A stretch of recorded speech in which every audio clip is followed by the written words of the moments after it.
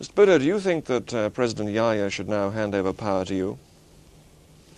I find it difficult to answer this question here. I must return to Pakistan before I speak on it. Of course, I will speak on this matter, and the place is Pakistan.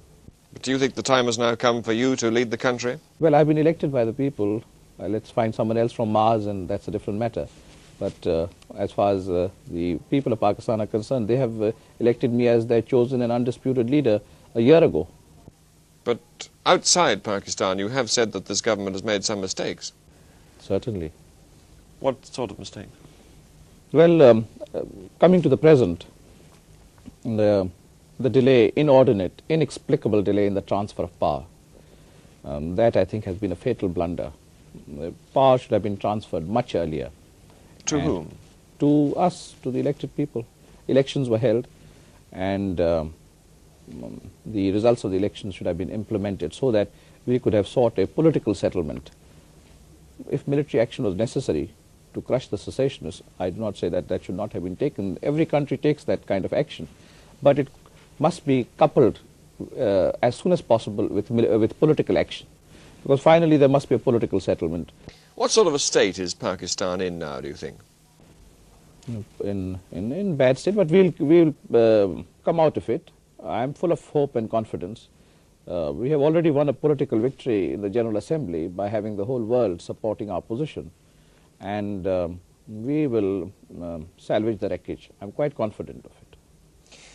How would you resolve Pakistan's new position after the war now?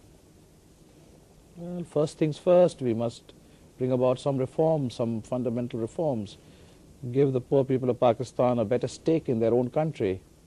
Do you still regard Pakistan as one country, Mr. Bhutto? Of course it is one country. Is that realistic? Absolutely realistic.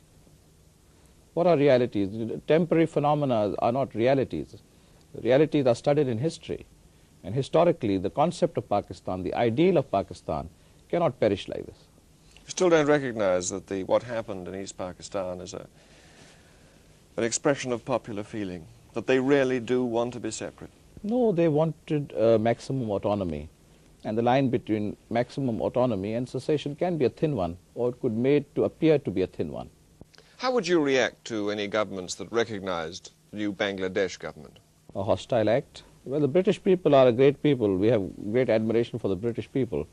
But I'm afraid the role of the government has been most partisan and unfair towards Pakistan, if I may say so quite bluntly. And this is a long story. I think They haven't defended India's action, have they, the British government? Well, the Indians were receiving missiles and arms right through the war. British factories were working night and day to provide little India pitted against a big Pakistan with arms. And weren't they just fulfilling existing contracts?